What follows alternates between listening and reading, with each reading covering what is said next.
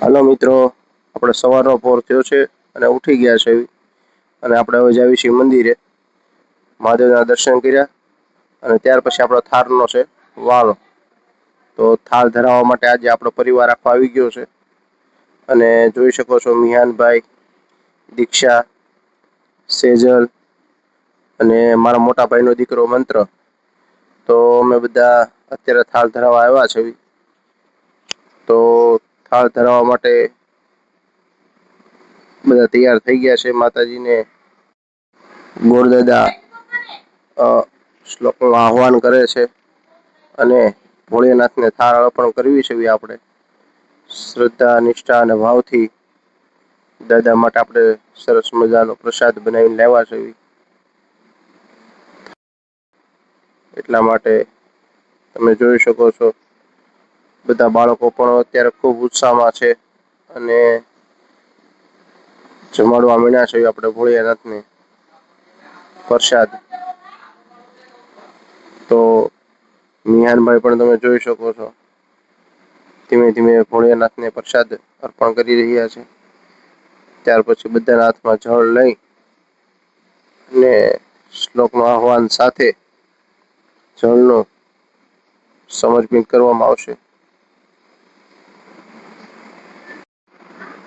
પછી અંબાજી માના દર્શન કરી અને પાર્વતી માના દર્શન કર્યા.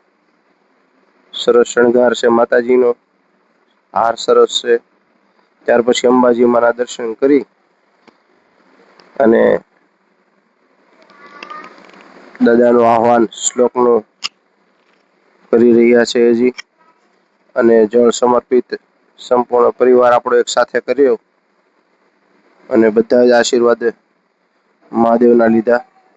ત્યાર પછી આપણે નીકળી ગયા બાર ને જોઈ શકો છો તમે તડકો ખૂબ છે અત્યારે અને કામથી જવું પડ્યું હતું એટલે બાઈક લઈને આપણે ગયા છે અને રસ્તામાં હનુમાનજી મહારાજનું મંદિર છે. ત્યાં પણ આપણે નમસ્કાર કર્યા. ત્યાર પછી આગળ પોલીસ સ્ટેશન આવી ગયું આ બાજુ ને ત્યાર પછી આપણે આગળ જતા અને ત્યાંથી આપણે રિટર્ન હવે આવશું અને જાશું આપણે ક્રિકેટના ગ્રાઉન્ડમાં આપણી બાજુમાં છે ત્યાં.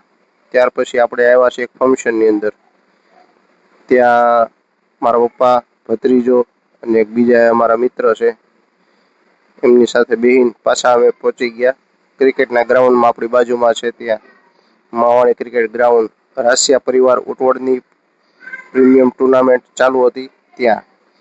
તો આ ભાઈ દોડ્યા જાય છે એ છે અમારા મામાના દીકરા રજનીભાઈ. ફાઈનલ મેચ છે અત્યારે. એમનો દા પેલો પતી ગયો છે અને અત્યારે એમનો વારો છે ફિલ્ડિંગનો. તો અમે બધા આવ્યા છીએ મેચ જોવા. મંત્રભાઈ પણ છે, દીક્ષા છે, મમ્મી, હું છું અને સાથે સેજલ.